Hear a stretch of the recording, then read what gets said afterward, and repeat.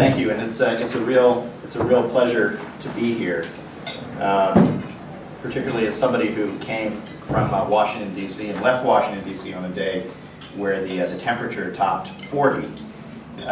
It's wonderful to be in Canberra and enjoy your chilly winter weather, which I call refreshing. What I'd like to do in the brief time that I have is to talk about first the growth and spread of precision weaponry, both to look back a little bit at it and then to look at where we are today and where we're likely to go in the future, and then to get to implications, primarily for the United States, but also for the US-Australia alliance. Now, for 2 decades now, scholars and practitioners have argued that the world is experiencing a revolution in military affairs brought on by the development and the diffusion of precision strike systems. Precision strike weaponry and related capabilities such as intelligence, surveillance, and reconnaissance, precision navigation and tracking, and robustly improved command and control. This is a process that's been going on for literally decades. It's a process that has seen has led to great advantages for the United States. And precision weaponry certainly has given the United States a battlefield edge for at least 20 years. However, precision strike systems are now spreading. Other states and even non-state actors are acquiring them and are developing countermeasures against them. As this process goes on, the US will likely see its edge erode. The ability of the United States to project power will diminish, and in addition, US forces and eventually the United States itself will be increasingly vulnerable to precision weapons in the hands of our adversaries. So given this challenging situation, I think it's important for the United States to think through where it's going, think through options. I think it's also important for Australia and for the US-Australia alliance to think the situation through. I started off with sort of a gloomy diagnosis. Well, I actually say the prognosis is a little bit less than gloomy. Simply because I believe there are options open to the United States and options open to the US-Australia alliance to maintain leverage in an increasingly challenging environment. So what I'd like to do is talk briefly about the growth of precision weaponry, precision strike systems, speculate as to the future spread of those systems, and then conclude with some implications for the United States and for the alliance, and hopefully do so in a way that's provocative enough to stimulate some discussion over dessert and perhaps some questions after that. Now, I started off by saying that scholars have been talking about a revolution in warfare brought on by precision strike for 2 decades now. But in fact, precision weapons predate that discussion by nearly half a century. I mean, the first precision weapons were used during World War II, used by Nazi Germany during World War II. But it really was in the 1960s and 1970s that precision weaponry really began to come into its own. Between 1968 and 1973, for example, during the Vietnam War, during the final campaigns of the Vietnam War, the US Air Force and the US Navy expended more than 28,000 laser-guided bombs in Southeast Asia, mainly against bridges and transportation checkpoints. But it was the 1991 Gulf War that brought the tactical and even operational effectiveness of precision weaponry to the fore, and piqued interest both in the United States but also elsewhere in precision weaponry. And in the years that followed, the 91 Gulf War became a central reference point in debates over armament and debates over the hypothesis that a revolution in warfare was underway. Now, one certainly doesn't have to believe the most overheated and breathless rhetoric over a revolution in warfare to in fact see that precision weaponry has changed the character and conduct of war.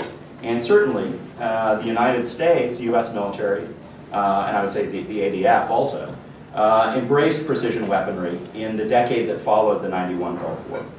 And throughout the 1990s, the combination of stealth and precision-guided munitions gave US Air Forces the ability to strike adversaries with near impunity.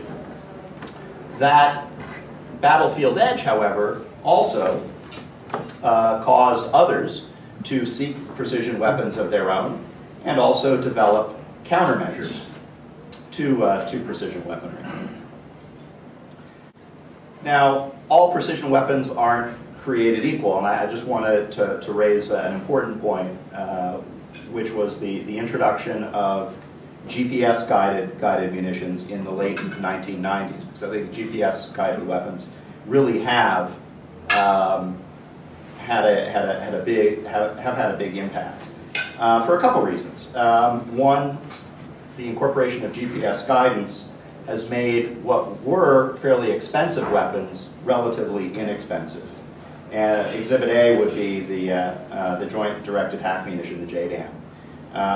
It's a weapon that consists of an unguided bomb plus a kit that runs about $20,000, including a GPS receiver, sensors, and tail fins to convert an unguided weapon into a guided weapon.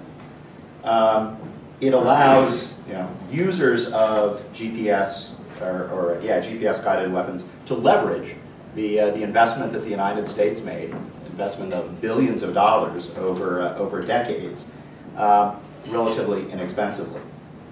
And in fact, between 1991 and 2003, precision weapons grew from a niche capability to represent a new standard of warfare. So if we go back to the 1991 Gulf War, 8% of the munitions employed were guided. 29% of those used over Kosovo 8 years later were guided. 60% of those used in Afghanistan at the beginning of the war, and then 68% of those used in Iraq in 2003 were guided. Just on Afghanistan and Iraq, just to give you a sense of scale. Between October 2001 and February 2002, US forces dropped 6,600 guided weapons in Afghanistan. And during just one 10-minute period on October 18th, 2001, the Air Force dropped 100 of the bombs.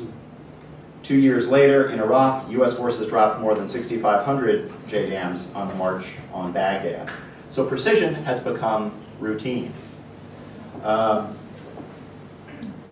Despite, or in fact because of, America's success in embracing the precision strike revolution, the United States is losing this absolute advantage that it's held for a couple decades. Adversaries are acquiring PGMs as well as vital supporting capabilities needed to wage precision warfare, including commercial sources of imagery, precision navigation and timing, and upgraded command and control. Moreover, states are developing the ability to counter precision strike capabilities by hardening, concealing, and dispersing their forces and infrastructure. Certainly, China stands out as one country that really is exploiting the precision revolution. Unconstrained by the Intermediate Range Nuclear Forces Treaty, which prevents the United States and Russia from deploying land-based intermediate range missiles, China has become the world's leader in precision-guided ballistic missiles. Nor are states any longer the only actors to use precision weapons. For example, Lebanese Hezbollah used anti-tank guided missiles against Israeli forces in its 2006 war with Israel. And more recently, Hamas used such weapons against an Israeli school bus. Now, we shouldn't be surprised by the spread of precision strike weapons. It was historically inevitable, even if the process has been accelerated by the commercial availability of key supporting capabilities, such as imagery and command and control. Of greatest significance, however, is the universal free access to precision navigation and timing data, such as that from the US GPS satellite constellation, but not only from GPS. You have the Russian GLONASS constellation, Chinese with Beidou, Europe with Galileo, and so forth.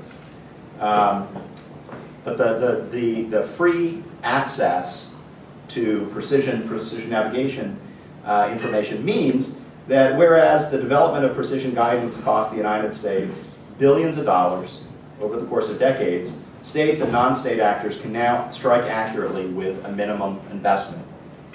And in this region, there's been considerable attention to long-range precision strike capabilities, primarily Chinese. But short-range capabilities are likely to spread also, and may spread faster and more broadly also. Think about precision-guided mortars, precision-guided rockets, and so forth. I think what we're seeing now is a competition between the growth and spread of precision strike capabilities, and as well as efforts to defeat precision strike by hardening, by dispersal, by burying. Over time, I think the spread of precision strike and the development of countermeasures against it is going to change the character of conflict. In a world where many states possess precision strike systems, traditional conquest and occupation will become much more difficult. I'd ask you just to conduct with me a couple of very brief thought experiments. Imagine, for example, if the Iraqi insurgents had been equipped with precision-guided mortars and rockets and had reliably been able to target points within Baghdad's green zone. Or imagine that the Taliban today were similarly armed and were thus able to strike routinely the forward operating bases that dot the Afghan countryside. Casualties could have amounted to many times that they have in either theater. Now, the growth of and spread of precision weaponry is likely to affect the face of conflict. I think it's also likely to affect international relations more broadly, to the extent that US military power in general, and power projection in particular, has underpinned global norms. The emergence of anti-access capabilities could undercut those norms. For example, the development and diffusion of anti-access systems could undermine the principle of freedom of navigation. In other cases, actors could seek to limit precision strike capabilities. It's not inconceivable, at least to me, for example, that states or non-state actors could seek to curb precision strike systems through an international treaty, much as landmines have been limited. Amnesty International has already decried the US drone campaign over Pakistan, and the UN Special Rapporteur on Extrajudicial Killings has condemned it and called for greater, quote-unquote, accountability to prevent what he called a, quote, slippery slope of killings. Future attempts to prescribe the use of unmanned systems are not beyond the realm of possibility. Now, precision strike systems are already affecting expectations regarding the use of force, and that trend is likely to continue. The ability of weapons to destroy targets reliably and accurately has fostered the notion in many countries that war is a bloodless and error-free undertaking.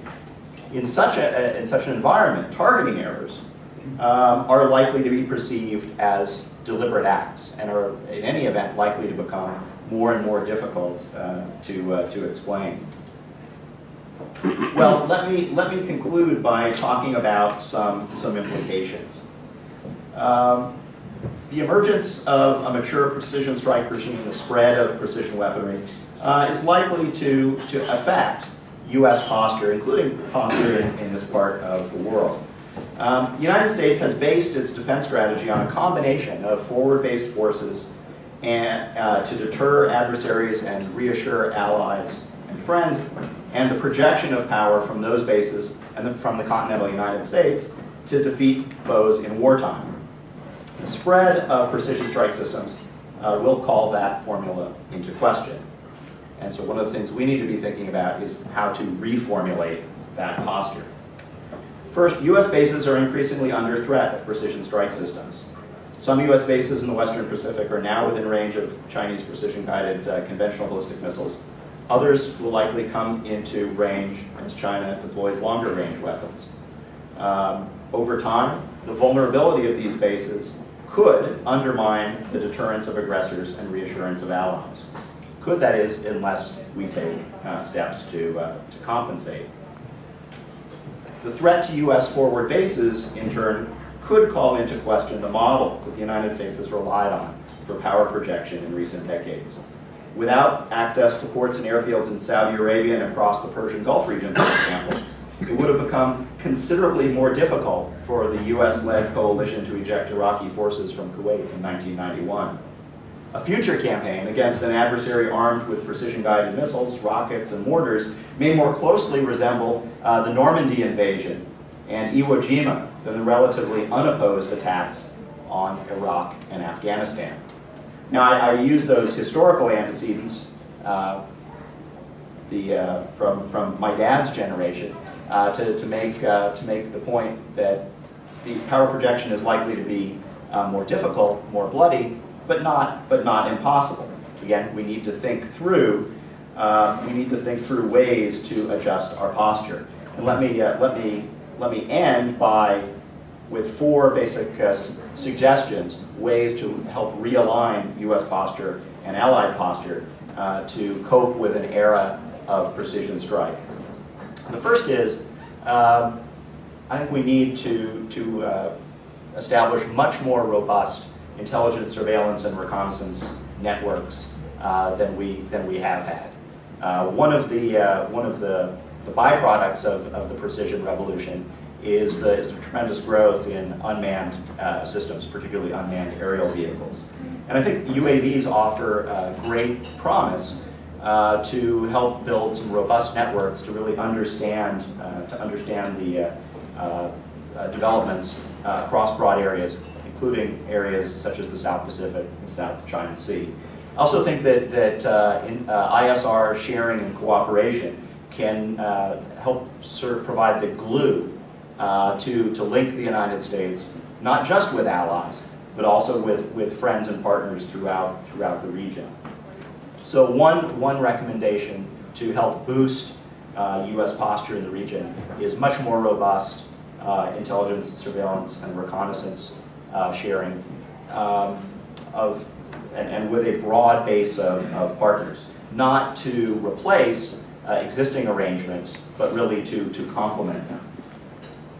A second suggestion is greater expansion of collaboration and cooperation in the realm of undersea warfare.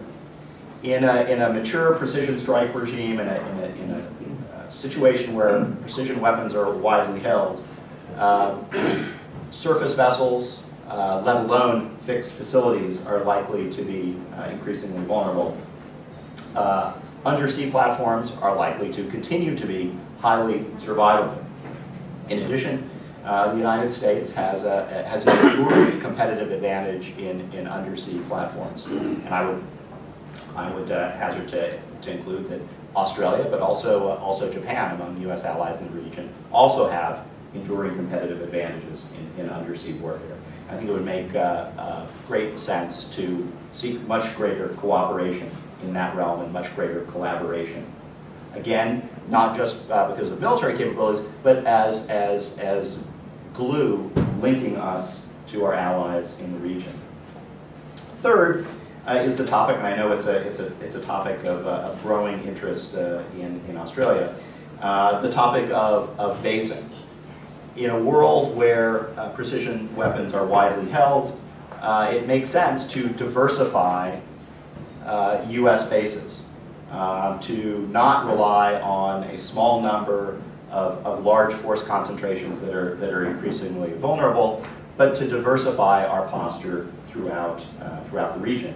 And I would argue to diversify the posture between sovereign U.S. territory, which has the virtue of assured access, but also on the territory of friends and allies as a means of assuring those states of U.S.